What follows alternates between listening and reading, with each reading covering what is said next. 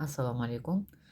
Qizlarjonlar, bugungi videoda sizlarga foydali bo'ladi degan umidda o'zimga to'qnashgan anaqa bilan bo'lishgim keldi. Hozir o'zimga jilet to'qiyapman mana bu iplardan. Ko'rib turganinglar, aslida men mana bu ipni oluvdim. Bu 50 grammda 200 metrlik ip. Juda qarasam bir qavat to'qiydigan bo'lsam, ya'ni bir qavat to'qish niyatim yo'q edi aslida. Mana bu Lurex bilan qo'shmoqchi bo'ldim. Mana bunaqa ip bilan qo'shib to'qimoqchi bo'ldim. To'qidim ham, keyin sotdim to'g'risi. Juda ham yuqa jilet chiqdi. Keyin juda ham rang topishim qiyin bo'ldi. Bilasizlar, bunaqa ip juda ham qimmat bo'ladi. Men bu turetskiy ipni aralashtirib to'qiyapman. Hozir buni ham ko'rib turibsizlar, mana 50 grammda 205 metrlik ip. Sostavi paxta bilan akril, yarimga yarim. Majbur bo'ldim shu rangga to'g'ri kelgani uchun, mos kelgani uchun boliveni shuni qo'shib to'qimoqchiman. Endi qizlar, men hozir yelkasiga kelganman. To'qishim yelkasiga yetib kelganman. Yelka hech qachon bilasizlar bunaqa to'g'ri anaqa shaklda tugatilmaydi. Ya'ni sal ruschasiga aytganda skos bo'ladi mana. Sal nima desam ekan? To'g'ri tekis bo'lmaydi-da, ya'ni pastroqqa tushgan bo'ladi yelka. O'shani bizda qanday birlashtirishni ko'rsatib bermoqchiman. Agar sizlarga video foydali bo'lsa, albatta like tugmasini bosib qo'yinglar va bu videoni to'qiyotgan dugonanglarga ulashib qo'yishingizni so'rayman. Demak, mana qaranglar, mana bu menda yelka qismi to'qib kelib, demak, shunday qaror qildim. 21 ta petля qoldirdim. 21 ta petля qoldirib, har 4 tadan keyin marker qo'yib chiqqanman. Demak, agar 22 ta petля bo'lganda, mana bu oxirgisini, oxirgi ikkita bo'limni 5 tadan qoldirsanglar ham bo'ladi. Ko'proq, ya'ni petля qoldirsanglar bo'ladi. Menda hozir 1 2 3 4 5 o'zi 5 ta anaqa bo'lgani uchun 4 tadan mana petля qoldirganman. Mana o'ng tarafiga yetib keldim hozir. Endi orqa tomondan уже to'qishni boshlayman.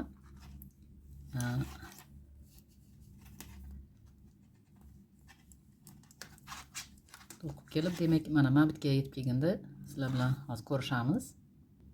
Marker qo'yishimning yana bitta sababi, qizlar, agar sizlar meni hozir to'g'ri лицевой chok, лицевой gladь bo'lgani uchun sizlarga tushuntirish uchun qo'yganman. Mana demak, oxirgi markergacha to'qib keldim qizlar. Markerni olib tashlasak ham bo'ladi va 4 ta petля bu yerda qolyapti to'qilmasdan. Orqaga o'giramiz. Demak, mana bu petlyani o'rab olishimiz kerak. Ruschasiga vitoy petля deyiladi.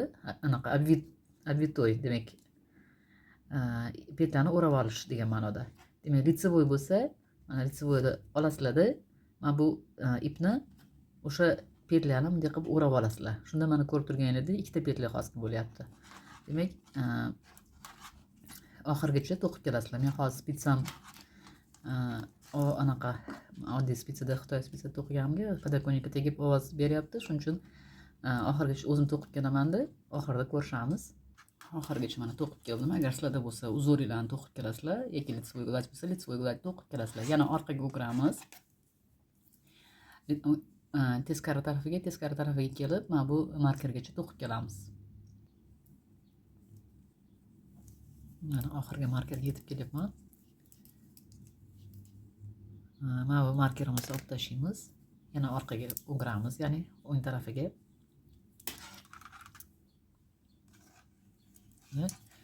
Demak, petlyani to'qimasdan olamiz va ipni aylantirib, petlyani ip bilan aylantirib olamiz. Yana demak, bu qatorni oxirgacha to'qiymiz va orqaga keyingi markergacha to'qib kelamiz o'zimiz.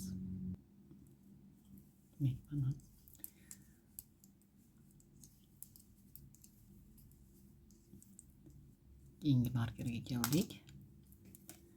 Petni anaqani o'girib olamiz. O'girib, demak qizlar, mana bu petlyani yana ip bilan aylantirib olamiz. Shu qatorni oxirigacha to'qiymiz. Demak, demak oxirgi anaqaga keldik. Marker qismiga. Bu yerda aytganimdek 5 ta petli, 4 ta emas. Markerni tushirib yuboramiz va yana orqaga o'giramiz. Petlarni bitta qilib aylantirib olamiz qizlar. Mana. И qatorni oxirigacha to'qib olamiz. Mana qizlar, har mana 4 tadan keyin ko'rib turganinglardek ikkita petla ko'rinishida bo'lib turibdi bu. Endi qizlar orqasida shuni bir tekis qilib olishimiz kerak. Mana ko'rib turganinglardek to'g'ri anaqa emasda, mana bu yerdan ko'rsanglar bo'ladi. Anaqa farqi bor, ya'ni bunday tushgan.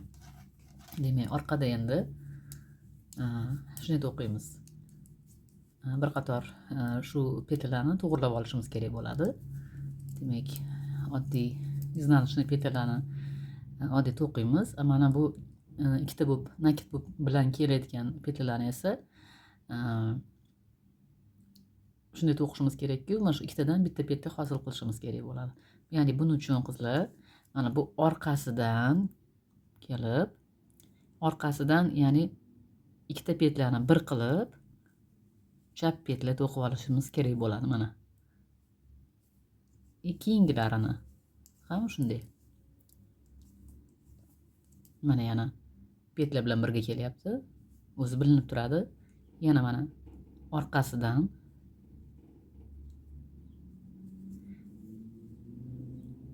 ikkitani bitta qilib izlanishini to'qib olish kerak bo'ladi. Bu yana undan tashqari qizlar boshqa narsa to'qiganinglarda ham ishlatsanglar bo'ladi. Bu nimani usuli balkim bilarsizlar, men Amerika ochayotganim yo'q. Ayriminglar bilishinglar ham mumkin.